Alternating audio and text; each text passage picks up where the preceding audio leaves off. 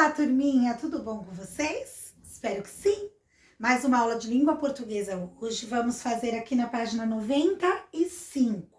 Antônimos iniciados com des, in ou in, com N ou com M, tá?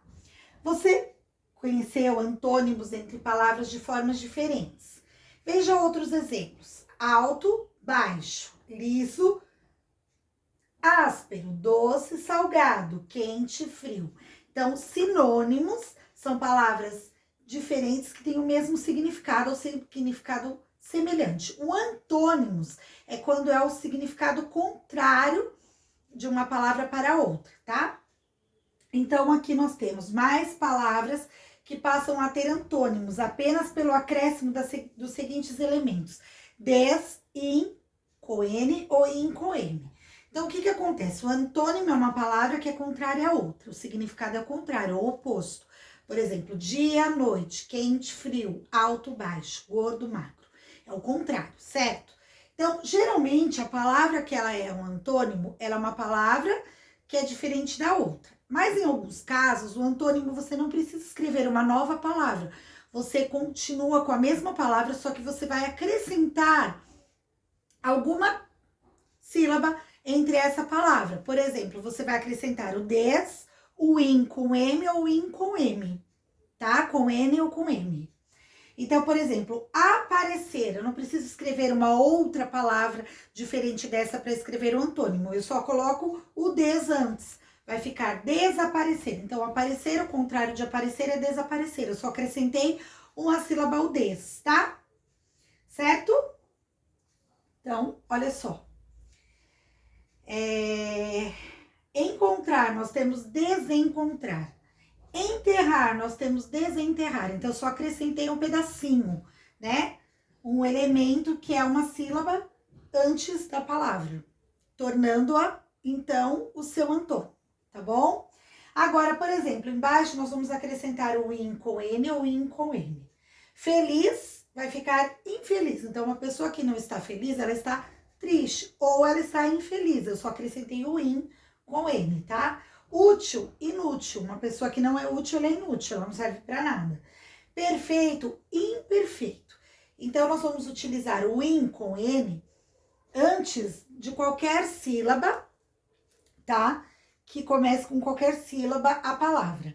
Agora, quando for, por exemplo, começar com P ou com B a palavra, eu vou usar o in com M antes dessa palavra. Vou acrescentar o in com M antes do P e do B.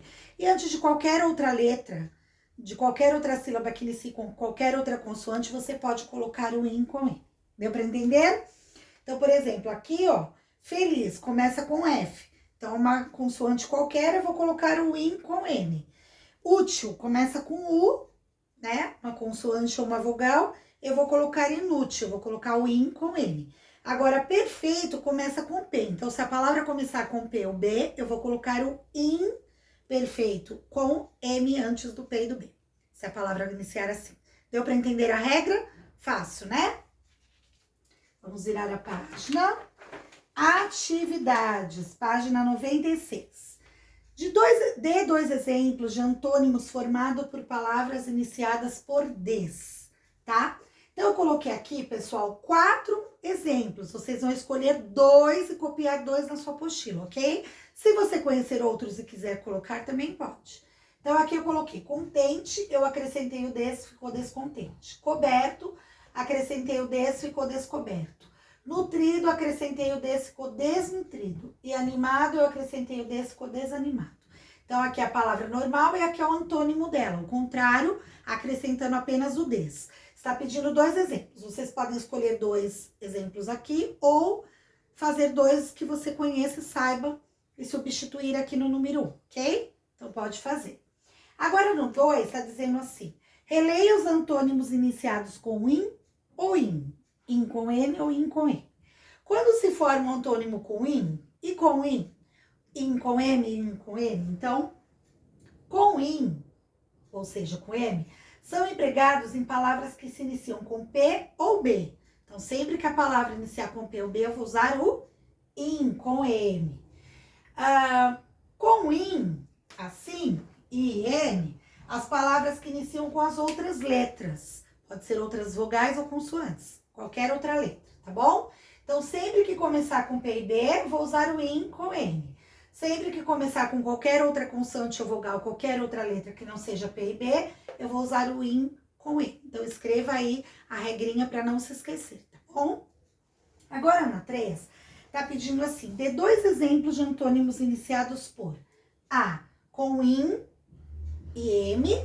Eu coloquei aqui ímpar e impossível, tá? Aqui, no caso, começa par e possível. Então, começa com P. Eu vou usar sempre o IN e M para iniciar a palavra, no caso, antônimo, tá? E na B, tá pedindo o IN com M.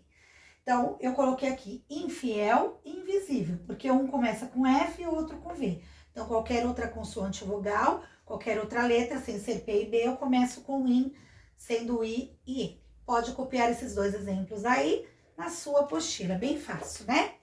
Agora, na página 97, pessoal, nós temos aqui letra cursiva. Copie o trecho do texto sobre Poseidon. Use letra cursiva, atenção ao uso das letras maiúsculas e minúsculas nos lugares corretos. Principalmente início de frases tem que começar com letra maiúscula, lembra da regrinha? Então, eu escrevi aqui com letra cursiva, vocês podem estar reproduzindo aí na sua apostila com bastante atenção e bastante capricho. Os povos antigos acreditavam que as tormentas, tempestades e maremotos eram ocasionados pela ação ou mau temperamento de Poseidon. Por esse motivo, esse deus que habitava as profundezas dos mares era bastante temido. A figura de Poseidon era representada como um homem bem forte, com barba e que estava sempre segurando um tridente, forquilha com 3 dentes. Então, esse pequeno trecho do texto vocês vão copiar aí na sua apostila com letra cursiva e, como eu já disse anteriormente, repito com bastante atenção e capricho. Combinado? Então, bora fazer.